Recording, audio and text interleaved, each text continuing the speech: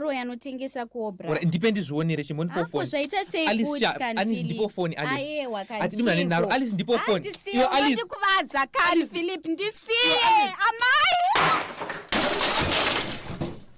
Stop gender-based violence. Stop fighting with your partner. Dzidzai kutaurirana. Fundani ukukhulumisana. Musarovana. Lingachayani. Musakuvadzana. Lingalimazani. Call us today on 577 for help. This message is brought to you by Say What in partnership with United Nations Population Fund, UNFPA, and the Swedish Embassy in Zimbabwe. Thank you so much. This program brought to us by Say What in partnership with UNFPA and the Swedish Embassy in Zimbabwe. We do this every Thursday round about this time. It is a Zimpapers radio broadcast, simulcast. We are live on Star FM, sounding good all the time, on Nyami Nyami FM and on Diamond FM. I am V Candy. It is a good morning to you. As Say What, we say invest in young people and prioritize students and quality education services. Say What has turned 20 years this year, and the historic 2 decades of championing young people and students' sexual and reproductive health is characterized by excellence and life-changing opportunities that are availed to young people in Zimbabwe and the region. And as an organization, Say What believes that education is very fundamental, in addressing socially related problems, and education is central in addressing gender disparities as well, poverty, the fight to end HIV and AIDS, child marriages and teenage pregnancies, among other issues. And education is very important to every child's cognitive development, and it is our desire to see every young person in all settings accessing quality and inclusive educational services. So today in the studio, I have Say What, a team led by Dorcas Chikorova, the Business Development Officer, Tembani Kumalo, and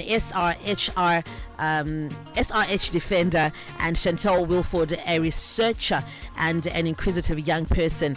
Remember, Say What has 20 years this year, and we're celebrating 20 years of championing sexual and reproductive health for young people and the students in Zimbabwe and the southern region, and also education. Last week we were talking about it, which is celebrated under the theme to invest in people, prioritize education, and we say invest in young people. Good morning, ladies and gentlemen. Good morning. Morning, Vikendi. Good morning. Thank you so much for making time. Let me start with Dorcas. Take us through the efforts Say What is making towards the fulfillment of the Sustainable Development Goals, number 4, in your 20 years of existence commemorations. What have you done? All right, good morning, Zimbabwe. Thank you, Vikendi. So my name is Dorcas Chikoroa, like you've rightfully said. I'm coming from Say What, that's the Students and Youth Working on Reproductive Health Action team. So today I'm going to talk briefly about what Say What has done. Actually, it needs the whole day, Vikendi. We have done a lot of things. So I'll just try to be brief as possible. But when we are looking at Say What, before I go deeper, so that you just have a background information, Say What is actually a public health social movement organization which came into existence around 2003. And you have already said we are celebrating 20 years of existence. Indeed, it's 20 years. It's been 20 years of fruitful interventions, us targeting young people within tertiary institutions and within communities. So how Say What came into being, it was actually a group of young people who decided to say, let's create this group, because there was that a clear absence of a platform where young people could actually talk freely about issues pertaining their sexual and reproductive health. That's how Say What came into being, and a lot has happened over the 20 years. We started by reaching out to only a few colleges that were agricultural colleges, and then we expanded into reaching into to other tertiary institutions such as teachers' colleges, polytechnic colleges, and universities, etc. And right now, as we are speaking, SAYWAT has actually expanded its interventions. We are also now working in the region, that's the Southern African region, and we've got what we call the Southern African Regional Students and Youth Consortium, through which all our interventions are being implemented through. So coming back to the question that you have just asked me about SAYWAT's programming on SDG 4, which is when we are talking about SDG 4, this is to ensure inclusive and equitable quality education for all. And this is done to allow for long life learning. So SAYWAT has designed different interventions, and I just want to let you know that these are interlinked also to SDG 3, which is to ensure healthy lives and promote well-being for all young people. And we believe as an organization that we need a healthy young person first. True. Who will then attain that education and enjoy their hard work. So more often than not, you hear that many people, they at the end of the day, they die after graduation, or the graduation day will arrive when they are no more. So for us, we subscribe to the notion of graduating alive, so that we also benefit, or we enjoy the fruits of our hard work. And then I will also, to start with, maybe today, just to give you a little bit of information on how we've been doing it. Firstly, we have designed what we call the GEAR intervention. So by GEAR, we mean Girls Education and Advocacy in the Region. So we are doing this at regional level, and I will speak to why we are doing this at regional level. So firstly, just to let you know that we are working with 3 partners from Zimbabwe, Zambia, and Malawi. And I'm happy that in the studio today, we also have got a representative who is coming from one of the organizations that we are working with. That's the Farming Community Educational Trust, where Chantel, my colleague, is coming from. We are also working with an organization in Malawi called the Girls Activist Youth Organization, as well as a National Action for Quality Education that is based in Zambia.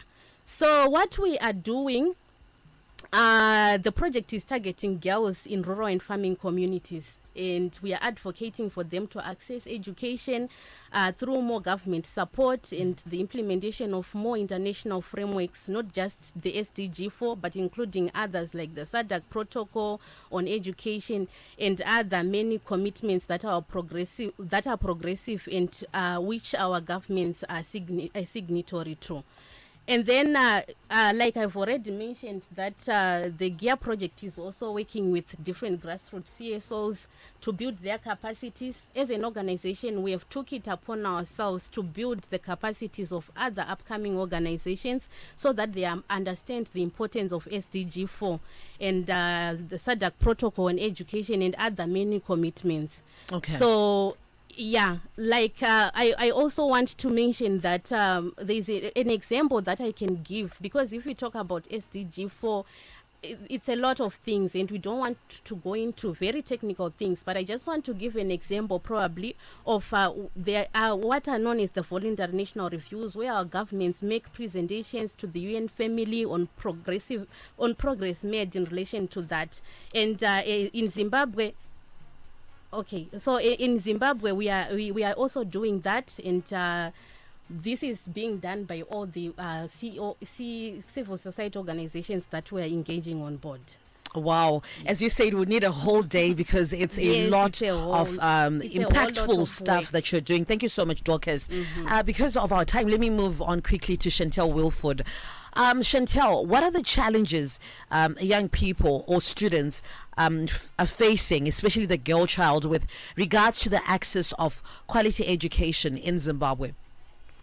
Okay, thank you, Vikendi. So before I answer to that question, I just want to mention that like Dorcas said, I'm from the Farming Community Educational Trust, an organization that advocates for inclusive and equitable education for the young people in the farming communities. Okay, so when we look at the challenges that the young people, especially girls, face to access education, we look at it from different perspectives. We have the young people in the farming communities and we have the young people in the urban areas. And I'm sure we all know that the opportunities that these young people have are not the same. When we look at the girls, let's look at it at a primary school level. When we look at the girls in the urban areas, during the pandemic, they had access to online education. Some of them could continue their lessons despite that the pandemic had disrupted the learning platforms. But the young people in the farming communities, they don't have the same access to education that these young people have. When the COVID-19 pandemic struck, it worsened the situation that had already been there. These young people, they don't have access to internet, they don't have data, they don't have laptops to continue with online education. So education basically stopped during the pandemic. And as a researcher, like Dorcas mentioned, I conducted my own research on how the pandemic affected students, and it was mainly focused on students at university level. But even looking at the young people now when we look at it at the examination, when they're now writing their examinations, they're expected to write the same exams, the young people in the farming communities and the young people in the urban areas. So this is a clear problem that we have when we talk about how we expect these young people to access education. They don't have the same opportunities, yet they're expected to write the same exams, and that is a clear problem that we have identified as a country. Second of all, we have the issues of teen pregnancies that have been on the rampant right now. And I'm not sure we can even still call them teen pregnancies, because we have issues of 9-year-olds. We are hearing cases of 9-year-olds being pregnant, and this is a clear problem in the farming communities and the urban areas as well, that affects the way girls access education in Zimbabwe. Okay. And then on top of that, we have the issues of early child marriages in the marginalized communities. But then in what we have identified as the Farming Community Educational Trust is that it might seem a bit controversial, but the young people in the marginalized communities, some of them are not really forced into early child marriages. They want to be married. At 15 years old, their goal is that I want to be a mother. I want to get married. They don't value education, and I don't know what.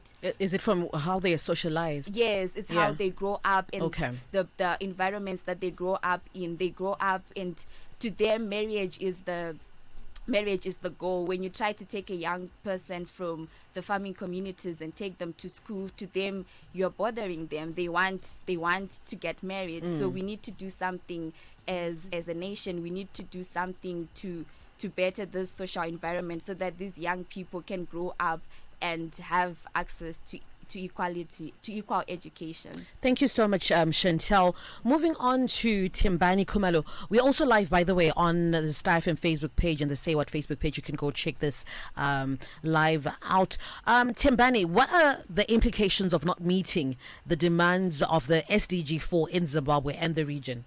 All right. Thanks, Vikendi. I think my colleagues did an amazing job in terms of just portraying what exactly is happening in Zimbabwe and the region.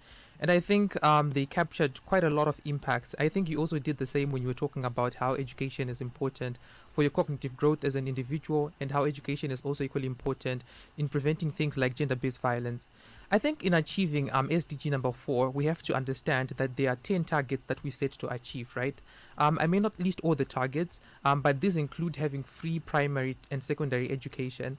These include also ensuring that tertiary education is something that is affordable. They also it also includes building schools that individuals can access, right? Schools that are safe.